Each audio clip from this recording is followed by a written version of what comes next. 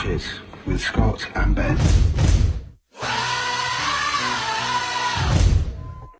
What's it doing? Packing Punches, episode 17. Scotty boy, there we go.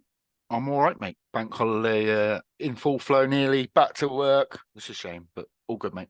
It is all good. All back to work this week after a weekend of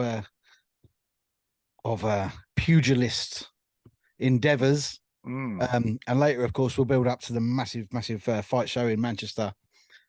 But this show is called Low Blow Show. That's the only thing really to discuss. Where we sitting on it, mate? Well, first of all, Daniel Dubois, I'm sorry. I really thought that you were going to get blown away, and you came to fight. And that's the issue, that people have not came to fight with Usyk, and you did. And it all changed with the low blow. The rules state if it's the waistline, and at the time I'm like, that's not a low blow. But I think I'm caught up in the emotions of the situation. The rules are the rules with the waistline and down below. And for me, it changed the fight, because Dubois bounced around. He thought that I've done a good shot. And I think the energy and his game plan sapped out of him in that 4 minutes that Usyk was on the floor. Do I think Usyk played on it 100%? Was that a great performance by Usyk? No. Did it wake up Tyson Fury and anyone else that maybe want to fight Usyk? Yes. So I feel for Daniel, because I feel like he could have won that fight, and he was on his way to maybe causing a massive upset. The rules are the rules. I don't like them, and I think it will highlight the waist area and the navel area, because if you look now, there's so many different wordings on what is a low blow.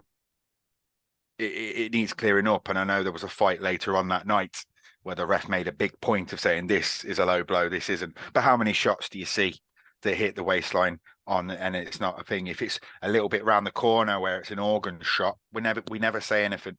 Usyk played on it, and that's the reality, which then caused Dubois to lose. Usyk's a technical class fighter, and he did break him down, but I think Daniel broke himself down with those 4 minutes that Usyk was on the floor. But for you, was it a low blow? At the time, no, it wasn't. And I feel like it was higher. I think his shorts were too high. But the rules are the rules. But I still don't think it was. But the ref has done it to the letter of the law in the sense of the waistline. The shorts need to be a bit lower, because they say that it's the navel, and then they say it's the waistline, and what really is it now? And I feel like it needs clarifying.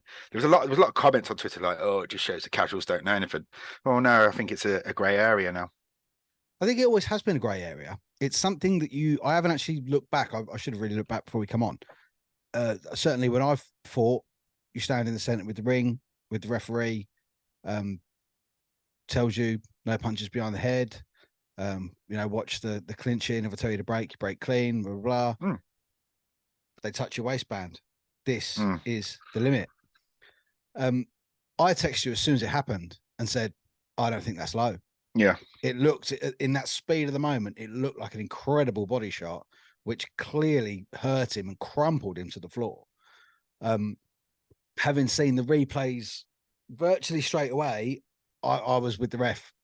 I said, you know what? That's actually the point of impact is on the lower seam of the waistband, which is, as you said, the waistband is a grey area. I think Barry Jones hit the nail on the head when he said that the shot hit the protector, and the protector is not there to protect you from where you're allowed to be hit. It's there to protect you from where you're not allowed to be hit. So that for me is the clearest possible way to look at it. And yes, there are different types of protectors. I myself always favoured quite a large one that covered around the side of your hips, and then down into your groin area. There are some that are basically just like a cup. But yeah, for me, if you look at the impact point of the punch, it was low. And I 100% agree. The time that Usyk took to recover changed the course of the fight, because up until that point, Daniel Dubois had not won a round. They were relatively competitive, but he hadn't won a round. No, but he was giving him, he was fighting him. He was fighting, yeah. As I said, it was competitive. Wasn't a class, classic performance from Usyk. So Dubois was in the fight. After landing that punch, and then Usyk took, I think it was a total of 3 minutes 47 to get to his feet and be ready to continue. And that seems to be Frank Warren's issue. Well, sorry, Frank, do you not know the rules? Rules are the rules. Because the ref has called a low blow. This is regardless of the fact if it is a low blow or not. That is what the referee has called. Therefore, Usyk gets 5 minutes to recover. So you can't moan about the amount of time it's taken him to recover. So that for me is it's by the by. I think Frank's behaviour after the fight was despicable. To stand in the ring and start basically saying they cheated. Do we expect anything different? No, I honestly think he'll look back and possibly regret that. I don't think he will. Usyk's corner told him to stay down. Yeah, I mean, don't blame him. No, you don't blame him. I think Usyk wanted to go, but he's not going to like this. He's not going to like how it is. Yeah, he's got the win. But I think if he looks at himself, he's not going to like how it's played out. No. And it also opens up. I don't want to hear the mumbo jumbo about it should be ordered a no contest. Let's part that one. But I think he deserves a rematch from all the hoo-ha. Really? Yeah, I do. I feel like he was genuinely thought that it wasn't a low blow. He was buzzing. They said that they worked so much on the body shots, and that was clear to see that was the game plan. And I feel like he's gone from I've done him here to going, oh, hold on, what a minute, you give me a low blow, and he's just naivety at 25 years old. He's just lost it. And Usyk probably would have won anyway. We'd probably all think that. But no, I think there's a rematch to be had there, and it's a show that will now sell in the UK. I disagree. I say because I don't think there's anything wrong with what the ref called, and and this is something else as well. Considering the speed that ref had to make that call, yeah. And then when you look back, admittedly, some of the angles and sort of freeze frame seconds of the shots where the shot finished was legal. Yeah, it's gone up. Yeah. But it's gone up. It was an uppercut. It's where it landed is the issue. So yeah, I think massive props to the referee for actually making that call. It's a big call. Just a big call, yeah. I will admit, I can't remember who I spoke to on Twitter. Chris Lloyd from DAZN. The ref was on Usyk's side right from the very beginning. It was very similar to when Anthony Joshua fought Joseph Parker at Cardiff, and the Italian referee would not let anyone fight on the inside. And you could see from the first minute of the first round, that's where Joe Parker was going to have his success. And Sloppy Giuseppe, as I think he was named after that fight, didn't let anything happen on the inside. So yeah, I do agree that the ref was favouring Usyk throughout. Anytime Dubois seemed to throw a body shot, the ref would sort of get in the middle and check that Usyk was okay, because the body was clearly the way that Dubois was going to go. But yeah, for me, I don't think it warrants a rematch, purely for the reason we could, all of this low blow stuff aside, I think there's no other real sort of thing to take from this. Dubois quit again. It's a very, very good point. And you can say he's probably top 5 because he's got himself into this position. Zhilei Zhang is up there as well. Joe Joyce is in fact still up there. Every single one of those heavyweights get up. They get up every single time they're put down. All of those top 5, none of them have been stopped out in that sense on the floor. They get up. And you call it inexperience, but he got up at 9.5. You're never going to get given the chance when you get up at 9.5. You get up at 8, then you get given the chance. So I think he tried to. That was like a get out of jail free card with him, because he could say, "Oh, well, I got up." No. You got up so late that the referee was never going to let you continue. And he got put down by a jab. People stating Usyk don't have power. He got put down by a jab. And the beauty of the first one, I don't know how many people have seen it, where I'm going to have seen it from, or if they actually saw it, he hit him twice with one jab. He hit him on the way in and then on the way out. And that I was stunning. know I can't disagree with what you're saying. I just want to cut him a little bit of slack, purely because I feel like he had it all sapped out of him. But as I said, can't disagree. What do you want? What's next for him then? For Dubois, Yeah.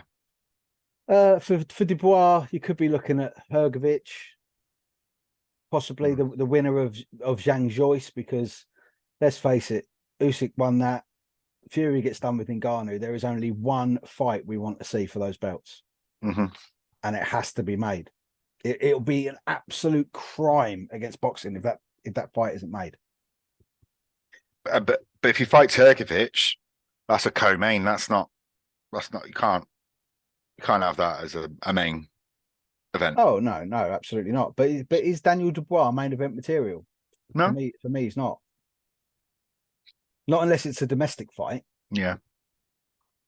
And don't get me wrong, I don't think it's the end of Daniel Dubois whatsoever. He's 25 years old. The lad's got a lot of ability, a lot of power. And I think the problem is he's changed trainer once or twice. What you can't get from a trainer, he doesn't have, and it's heart. Yeah. And he's got Frank. Frank's probably not helping him. Well, Frank's talking about him like he's got heart, and it goes back to the age-old thing of you can't say that he ain't got heart. I've stepped through the ropes. I understand the bravery required. Admittedly, and fully admittedly, not anywhere near that level. But I've stepped through the ropes to go one-on-one with another man, and I will admit on 2K, most of my fights were defeats. In fact, most of them I was there to be defeated. Yeah. But I've quit once. I took a shot. I didn't like it. I didn't fancy anymore, so I didn't get up. And I've also took a shot, didn't like it, went down and thought I'm better than that. And I got up and carried on. So I can understand it from both points of view. But all the other heavyweights, I would probably say in the top 10, go out on their shield every single time. I mean, look at Usyk. He said today, had the ref started counting in his face, he would have got up. He doesn't know what condition he would have been in, but he would have got up. Tyson Fury. I don't disbelieve that, but it's easy to say after the fact. Of course. So look, I can't disagree with saying. I'm giving him a little bit of rope here. Yeah, but we'll move on. We will. He's still the undisputed champion.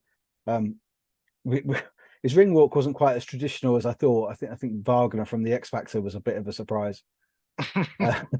Yeah, my mate. One of my mates was watching him. He said, "I thought he was dead." No, he's not. But awful weather as well. They did quite well so that no one stacked it in the ring. Yeah. But I thought it was a good show from TNT. Good to see Woodsy presenting. She knows what she's talking about. Great to have Buncey on there. I love the white canvas as well. Yeah, I thought that looked very classy. Big fan of that. Yeah, very classy indeed. I think it's much better when they're covered in blood. Yeah. When you get a nice white canvas covered. And you don't like UFC, hey? I know. I'm quite a paradox myself. But I don't think we really saw anything that we didn't know already from a fighter we've never seen fight before. In Adam Hamed, I thought that was a mismatch of the highest order. There was a lot of that though. It was a bizarre card. Yeah. They knew they just knew that the Ukrainians were going to turn up if Bill and Ben were fighting. So yeah. But no, I think I'll be interested to see him fight in England. I'll be interested to see him fight someone who will hit back. Yeah. Bizarre to look at them and think they were only sort of 6 pounds different in weight. As you know, one looked like a true athlete, the other looked like a crackhead. So it was yes. You're full Carl Froch mode tonight, yeah. Yeah. I'm packing punches. I don't give a fuck. That's it. Not pulling them, I'm packing them. But and then I say odd card. I think TNT did it quite well. Yeah. And I think we move on now. We need to see Fury against Usyk. Well, it would have whet his appetite, I think, Fury. But I haven't seen if he said anything. No, I've not seen anything, but I have removed him from some of my socials because it That's became true. a bit annoying.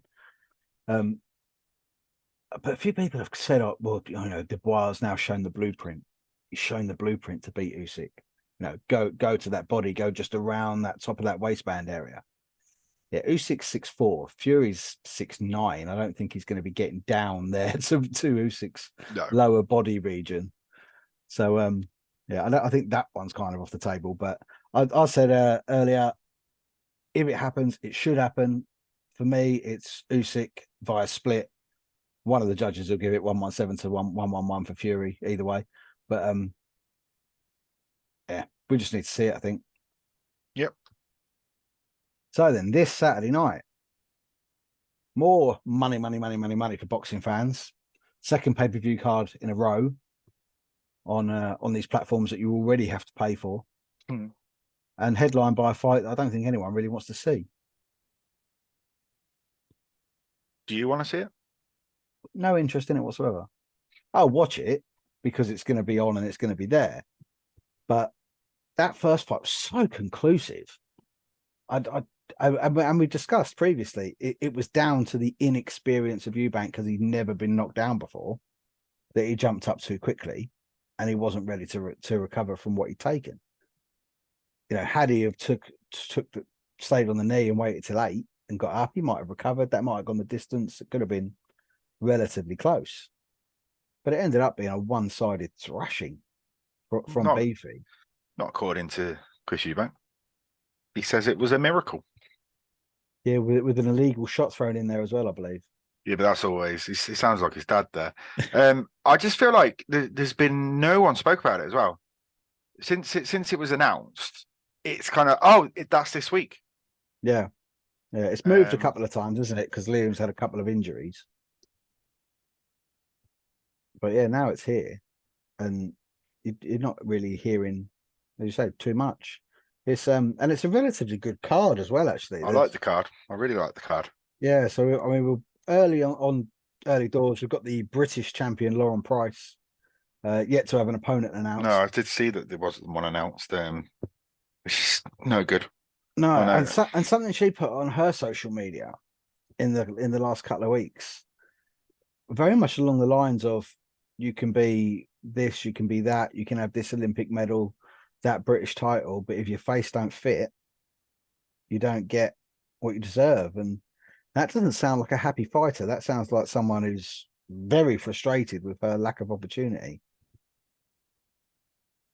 Would you blame her? Same.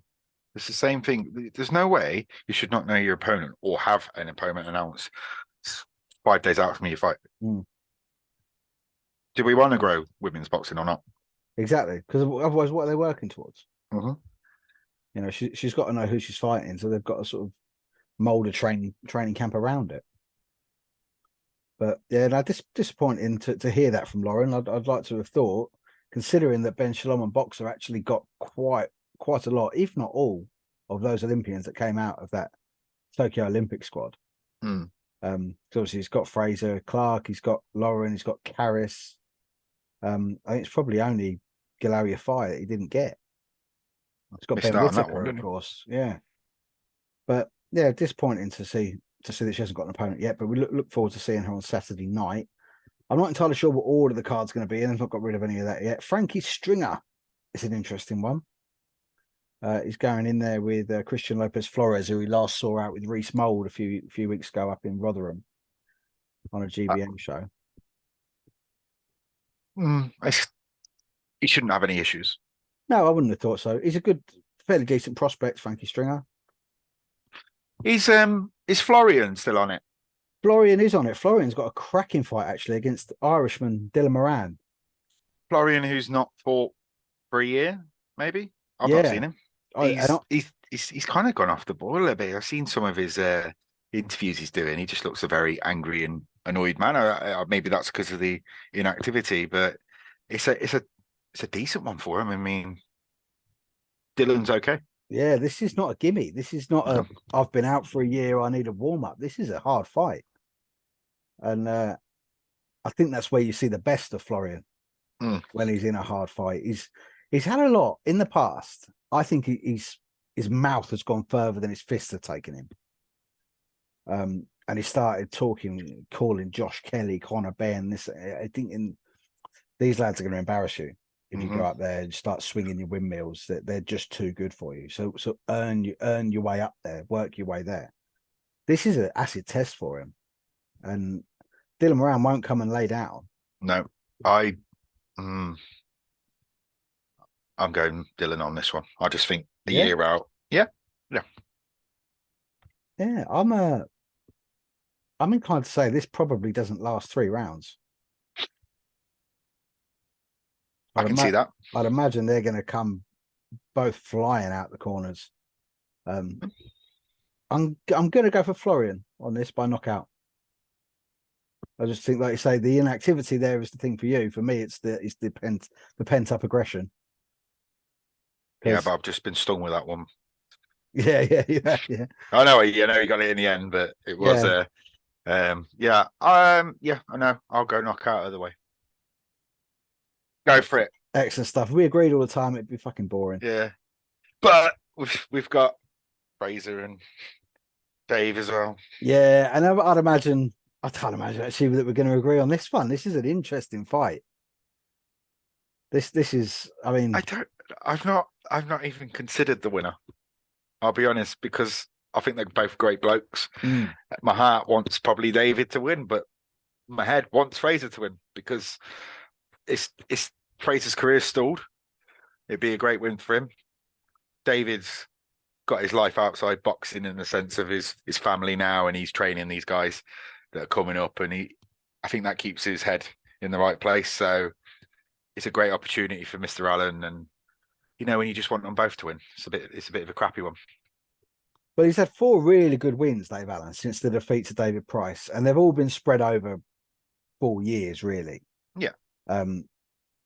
So his inactivity is quite similar to Fraser's, to be honest, who came out of the amateurs, already in his 30s and needs to start, going through the fights quickly. This is the first time, really, I think he's obviously Bracamonte was a big test. He took care of Bracamonte really quickly. Dave Allen went war and peace with Bracamonte a few years ago. Like I said, I think this one goes the distance because I think they're both tough, very, very tough. And I just think is it a 12 or a 10? It's not been announced as yet. Okay. It's just got BoxRec has it as question mark rounds heavy. So, at least we know it's heavy. Yeah, I would between 8 and 10. I would say it's 8 or 10. It's got to be a 10. I think considering they're both up there with British board and being ordered to fight for the British title, I'd imagine we'll have to see at least a 10, if not a 12. But yeah, I think Dave Allen's biggest weapon, that massive looping overhand right. I think Fraser's probably going to be too technically gifted to be caught. And he's quite tall. He's quite big. He's got a lot of body to get over as well. I don't think we're going to see a Nick Webb punch. No. That's not going to happen. But yeah, I mean, we can look. But we could see a Lucas Brown punch. Oh yeah, okay. Yeah. As I've always said with Dave, and when we've spoken about Dave before, until you actually see Dave live close up, you don't really realize how good he is. He's very intelligent boxer, and he's had a very different career path to Fraser. For me, Fraser is still adapting to the professional style, from the point scoring amateur style. So, yeah, I think it's a really interesting matchup and a really good test for Fraser. And yeah, I think I'm with you. I think heart wants David, head wants Fraser. Yeah, I think that'll be the majority of people. Yeah. And then we got Michaela Meyer fighting. Yes. I can't say I know much about the other girl she's fighting. Well, she's Italian. She's mainly only really fought, in Italy. She very rarely has she sort of ventured out. She's got a couple of defeats on there. One of them was by TKO, but to Ocean Durian, who's a really, really good fighter.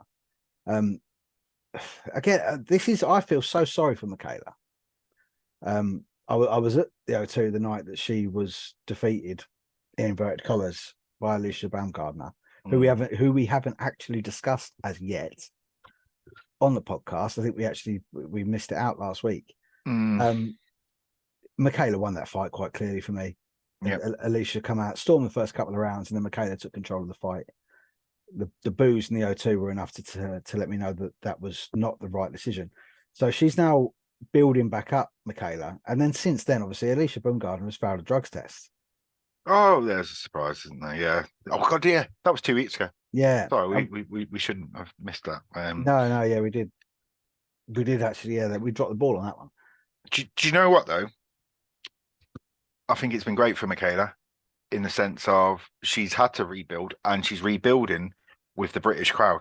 Yes, she's been on with the sports broadcaster. She seems very, very likable, and she's getting her name out there to rebuild. And there's no better place to do that with the British crowd. Yeah, I think she's found herself a new fan base with the Brits. I think a lot of them they've got a lot of time for her, a lot of time for her style. She's very she's very natural with the media. You know, she knows what she's talking about. She doesn't come across as false or phony or annoying as some American fighters can do. Yeah, when she's doing her punditry, you listen. Yeah. So I'm the loss has rebuilt, and she's took it as a positive. Yeah. And then she's probably smiling that Alicia's got now the drugs finding, because it only just puts her stock up a bit more. It does, and all them belts are now available again. So, you know, yeah. I think she takes care of Borto. I think she takes care of it inside the distance. Yeah, I mean, I don't know anything about the other girl, so I can't comment. But yeah, should be able to do the business. Yeah, Borto. She's not one I've seen, but just looking at the record and who she's fought, there's some names in there that I know she's decent, but I don't think she's quite at Michaela Myers level. Finally, we get the return of Adam Azim. And I think this is a tough This is fight. a crackerjack. Yeah.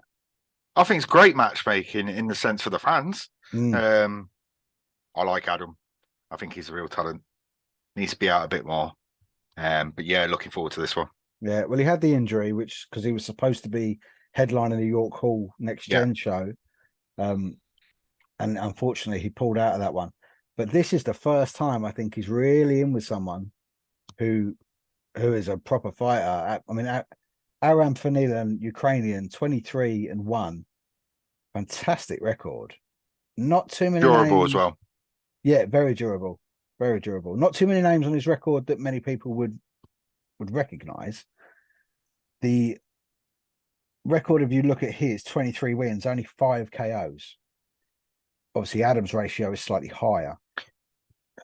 But for me, I don't think you can look too much into that, because in the sense of that means he's grinding out wins, and he's annoying. Yeah. And he's getting the wins. To do that over, if you're getting 18 wins by a decision, you're doing the right stuff. Yeah. And that might frustrate Adam, because Adam's going to be looking for that KO. I'm really excited by this card. Yeah. Yeah, I think that fight could potentially steal the show. So yeah, it'd be good to see them out. It would be nice, because I'd imagine we'd be looking at a 10-rounder there. It is a 10-rounder, yeah. It would be nice to see Adam Azim do 10 rounds and work hard for a decision. So Cullen. Yeah, I don't really like this fight. What's that? Why? Talk to me. I think it's poor matchmaking. I think Jack Cullen has been on the decline for a long time. He was the victim of some very, very you can't say poor matchmaking, because he'd won a couple of fights after the draw with Zach Chelli, and he'd worked himself into a position to fight Diego Pacheco. He had no business whatsoever being in a ring with Diego Pacheco. No. Got absolutely flattered and crucified. Jack Cullen is Rocky Fielding in a different guise. Okay. Is that level. I mean, obviously Rocky got extremely lucky, worked very hard, but got a great shot at a world title, which he won. But that Which he then, took. yeah, He did take it. he took it and he won it, and that led him to fight Canelo. And then you could tell that Rocky Fielding had no place being in the ring with Canelo. No, but he got paid for it. So, I Yeah, this is the thing. I can't argue with what Jack is doing because I'm sure Jack is making really good money. It's a big British fight. It's title for the title as well. Yeah. Well, Mark was supposed to fight Zach Chelly. Yeah. And pulled out injured. And then obviously Chelly lost to Jeffers, who came in as the replacement. So this round robin of these British super middleweights is very interesting. But they've all got that little loss, haven't they? So he lost to Denzel Bentley, but then Denzel Bentley's lost a couple. He lost to Felix Cash a while ago, and then they all kind of can beat each other. Yeah, that's what makes it very interesting. So I'm all for this fight. I'm looking forward to it. It's Jack needs to win if he's still going to be about in the British scene. So yeah, no, it's a great chance for Mark to. He's had a couple of losses as well. I know you say it's not great matchmaking, but you're more for the fighter. I'm more for the fan. I'm all in. Yeah, I like that. I can see if you look at Heffron's record, he's obviously had that defeat to Denzel Bentley in a rematch after they had a draw, a unanimous draw, which is you don't often see a unanimous draw. Also an earlier defeat to Liam Williams in his career. Yeah, no shame with that. No shame with that at all. I think he takes care of Jack quite easily. Okay. We are not agreeing tonight, are we? No, we're not. And then I'd actually like to see Jeffers then get a shot at this British title. Yeah, I agree. I agree with you on that one. Yeah. But yeah, like I say, it's still an interesting fight on what is a very good card. Yeah, and I would imagine. I mean, this has got this listed as main support. I don't think it will be. I think Michaela May will probably be main support. Yeah, I think so. Then Adam Azim, it'll probably be on just before that. But yeah, it's still an entertaining night of boxing. But then the headline fight, Beefy Smith, Eubank Jr. I don't think it's game over if Eubank. I think if Eubank wins, we see it again. God, yeah. But I think if Smith wins, it's game over for Eubank Jr. I agree. I just don't think anyone cares. No one's excited for it. The undercard kind of saves this one for me. I love Eubank. I don't know why. I just do, and I want him to succeed. But I can't see anything different happening. What's he going to change? He says he can do it. It was illegal punches and all this, every excuse under the book. But what changes for me? I don't think anything changes, which is a shame because Eubank should have had a better career. But we all know that. Yeah. He's always when he stepped up to this world elite level, kind of similar to Derek Chisora up in the heavyweights. When he steps up, he loses. And I don't think there's any shame in that. I think that's his level. His level is possibly sort of somewhere between European and world. But he doesn't hit. It's that frame, that size, that the length he's got. He should be able to put people down, and he just doesn't. What's that? What will change? And if he fights on Saturday, I hope he does, and he gets another crack at whatever he wants to. But he's the wrong side of 30 now. Yeah, it's a shame. He's a fighter that's quite. I'm not going to say technically gifted because he didn't have a massive amateur career. Obviously, he's coming, the son of Chris Eubank, and he's very nice to watch. Actually, like if you watch him do the pads and the he's a showman. Yeah, he's got all of that, and he's a fantastic athlete. Like the guy's conditioning is fucking unbelievable. It's completely off the charts. Has he? I mean, I don't know if anyone's actually asked this question of him in the past. His dad was a killer, stone cold killer. I don't think Junior's got that. No, because I think his dad's not given the opportunity to do that because his dad wants to continue his career for his son.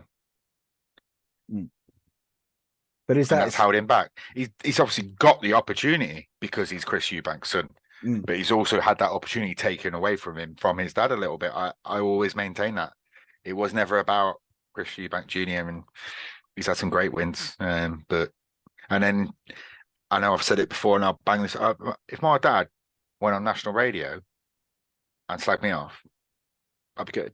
And you can't come back from that. No. But do you think? I mean, I think now thinking about the fighters that we've got at the moment that have got famous dads from the same arena, I think it might actually only be Connor that has got that killer instinct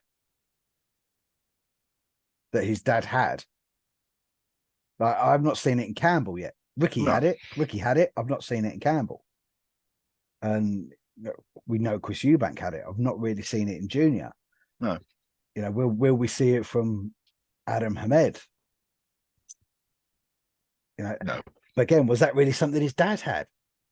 His dad No, God, no, no. He beat them before they got to the ring. The showmanship and just doing their fucking head in. Campbell, I'm going to put the jury out on him. I think he's grown into a man now and his own self, and he might get that bit between his teeth. So we'll revisit him. But yeah, you're right on the other points. Well, do you think that's lifestyle?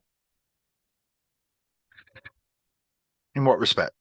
That these lads have been born into the lifestyles that their parentage has offered them because of how well their dads did. But then you could say Connor didn't have a relationship with his dad. Well, this is what I'm saying. Is he the only one that's got the killer instinct because he wasn't? Because he's had to do it himself. Yeah, he's done it the hard way, like Nigel did.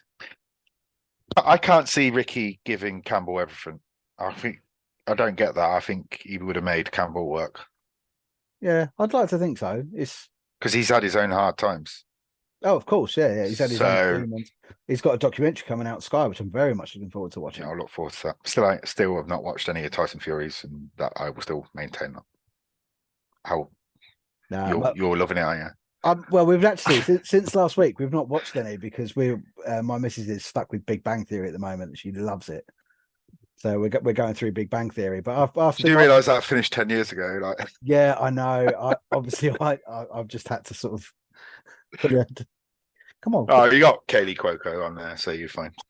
Yeah. But the problem is, every time that she's on the screen, I can feel her looking at me.